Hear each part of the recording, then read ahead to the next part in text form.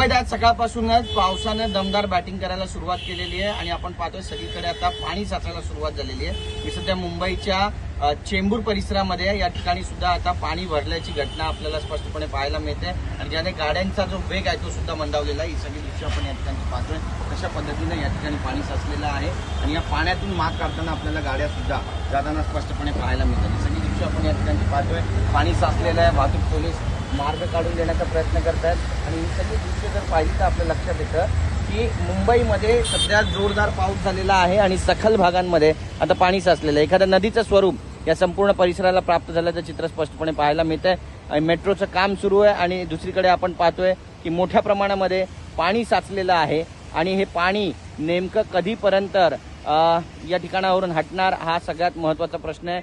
जवळपास 3 तास आता महानगरपालिकेनं आणि त्यासोबतच IMDनं मुंबईमध्ये मुसळधार पाऊस पडेल अशी शक्यता वर्तवलेली आहे आणि ही सगळी दृश्य जर पाहिली तर आपल्या लक्षात येतं की जनजीवन काही प्रमाणामध्ये सध्या तरी विस्कळीत होतानाचं चित्र स्पष्टपणे पाहायला मिळतंय। त्यामुळे यातून मुंबईकरांची सुटका होणार आहे का हा आत्ताच्या घडीचा सगळ्यात महत्त्वाचा प्रश्न आहे। कॅमेरा पर्सन योगेश गुरवसह गिरीश गायकवाड, TV9 मराठी, मुंबई।